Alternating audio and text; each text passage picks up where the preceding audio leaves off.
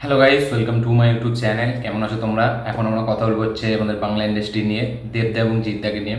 তো কালকে একটা মিডিয়ার তরফ থেকে, কিছু মিডিয়ার তরফ থেকে মানে এরকম খবর উঠে আসছে, আপডেট উঠে আসছে যে দেবজিৎ তারা দুজন খুব শিগগিরই একসাথে কাজ করতে চলেছে। এবং এটা রুক্মিণী বলেছে, ঠিক আছে, যে তারা কিছুদিন পর মানে দীর্ঘ সময় পর তারা আবার একসাথে কাজ করতে চলেছে এবং বেশ কয়েক বছর কাজ করবে, এরকমই আপডেট উঠে আসছে। এবং সেটা থেকে প্রচুর মানে জল্পনার সৃষ্টি হয়েছে, প্রচুর কথাবার্তা হচ্ছে এটাকে নিয়ে।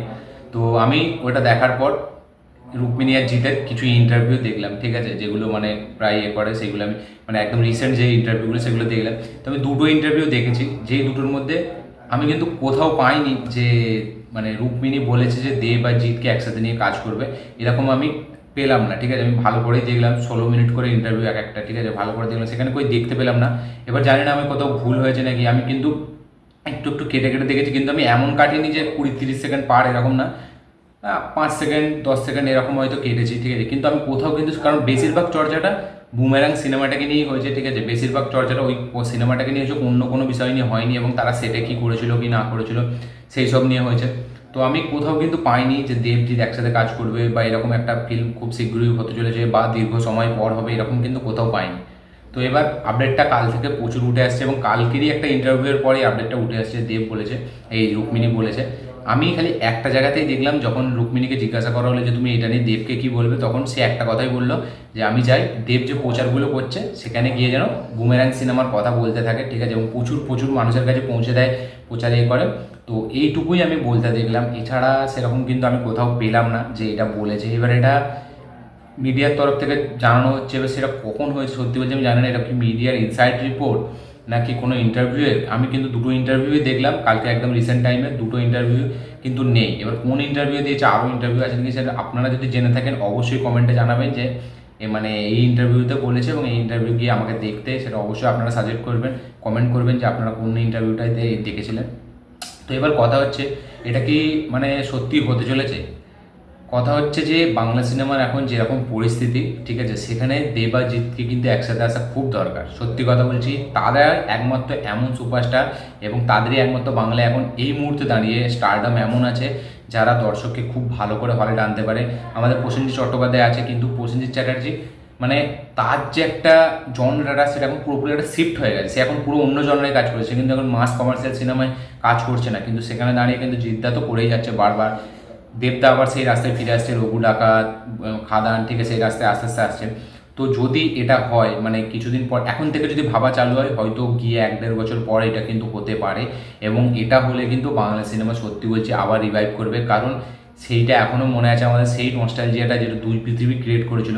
দুই পৃথিবী সিনেমাটা কিন্তু যখন বেরিয়েছিল তখন কিন্তু মানুষের অতটা হেভি লাগেনি এবং খুব যে একটা বিশাল কালেকশন করেছে এটা না, কিন্তু এই সিনেমাটি যত দিন গেছে একটা মানে মানুষের মনে থেকে গেছে এবং সিনেমাটি কোথাও না কোথাও কি একটা নস্টালজিয়া ফিল সেটাকে একদম দারুণভাবে ছড়িয়েছে, প্রচুর পপুলারিটি পেয়েছিল। তারপরে দেবাজিতের কিছু কিছু সিন, তারপরে গানগুলো তো মানে অন্য রকম হয়েছিল এবং সেই ফিল্মটা যখনই আমরা দেখি না, এখনও দেখলে একটা অন্য রকম ভাইব দেয়।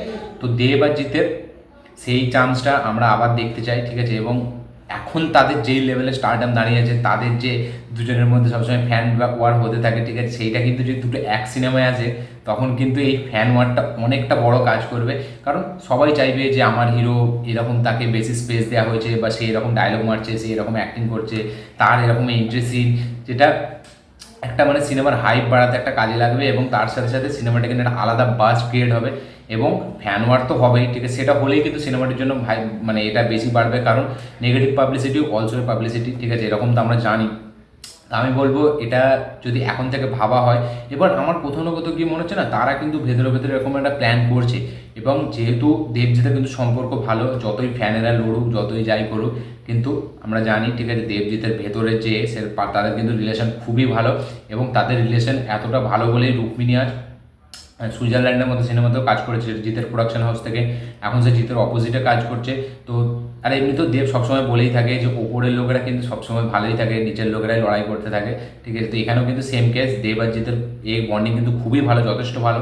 আমার মনে হচ্ছে কোথাও না কোথাও কি তারাও কিন্তু ভেতরে ভেতরে এটাকে নিয়ে ভাবে যে বাংলা ইন্ডাস্ট্রিকে আবার মানে রিভাইভ করার জন্য তাদের দুজনে একসাথে আসা দরকার, কারণ তারাই দুজন এমন একটা স্টার যারা আবার এটাকে রিভাইভ করতে পারে। তো আমার এটাই মনে হয় যে তারাও ভেতরে ভেতরে প্ল্যানিং করছে। এবার হ্যাঁ, সব কিছু একটা সময় লাগে। তবে যদি তারা এই যে মিডিয়াতে যেটা উঠেছে এটা যদি তাদের কানে যায়, ঠিক আছে, তারা যদি সত্যি এরকম কিছু প্ল্যান করে থাকে সেটা নিয়ে কিন্তু তারা আরও ভাববে। কারণ কালকে যখন এই নিউজটা আসে, এখন কালকের পর থেকে কিন্তু প্রচুর জল্পনা সৃষ্টি হয়েছে, আমি দেখছিলাম অনেক এতে, ঠিক আছে, প্রচুর সব জায়গা থেকে আপডেট উঠে আসছে এরকম যে এরকম তারা একসাথে কাজ করছে। তো দেখা যাক তারা এটাকে নিয়ে চিন্তা ভাবনা করে নাকি। এবার যদিও চিন্তা ভাবনা করে, সেটা কোন ধরনের সিনেমাতে, মানে থ্রিলার জনরা, না মাস কমার্শিয়াল, না ফুল ওয়ান একদম অ্যাকশন একটা প্যাক, না কোনো কপ চরিত্রে, এটাই দেখার বিষয়। যে মানে দুজনকে কীভাবে দুই পৃথিবীতে তখন দেব নতুন উঠছে, ঠিক আছে, মানে উঠছে বলতে কি তার, ঠিক আছে, তার জিতও তখন, মানে জিতের যে তার আগে হেভি ফর্ম এরকম না, তারও বলতে গেলে, জিতেরও বলতে গেলে ওই সময়টা পিক সময় ছিল। তাদের দুজনকে কিন্তু খুব ভালো ফিট বসিয়েছিল রাজ চক্রবর্তী, যেখানে জিত একটা স্ট্যান্ডার্ড, সে যেহেতু সিনিয়র, ঠিক আছে, বয়সেও বড়, তাকে সেরকমভাবে বসেছিল। এবার এই সময় দাঁড়িয়ে, ঠিক আছে, যেহেতু তাদের দুজনের স্টারডমটা এক লেভেলে হয়ে গেছে, তাই জন্য তাদেরকে দুজনকে কিন্তু ব্যালেন্স করাটা খুব দরকার। কারণ আমরা দেখেছি ট্রিপল আরে রাজমৌলি এত সুন্দর ব্যালেন্স করেছিল মানে রামচারণ এবং জুনিয়র এনটিআরে, যাতে দুজনের ফ্যান বেস কিন্তু কোথাও না কোথাও গিয়ে কোনো তাদের ইস্যু ছিল না যে আমাদেরকে হিরোকে এত স্পেস দেওয়া হয়নি, এত স্পেস। দুজনেরই চরিত্র কিন্তু খুবই অ্যাপ্রিসিয়েশন পেয়েছিল। তো সেরকমই এখানেও ক্রিয়েট করতে হবে যে দুজনের ফ্যান বেস যেন খুব থাকে। তো দেখা যাক ফাইনাল সেটা হয় নাকি এবং কোন জনরায় কাজ হয়। এটা তো আমি তো অবশ্যই বলবো মাস অ্যাকশন একটা সিনেমাতে কাজ করা দরকার, একটা ফুল অন কমার্শিয়াল, এবং কোথাও না কোথাও গিয়ে মানে একটা সময় তাদের দুজনের মধ্যে একটু আঁসকাঁসকি থাকবে, তারপরে গিয়ে তারা এক হবে, এরকম একটা অ্যাঙ্গেল যদি রাখা যায় খুবই ভালো হবে।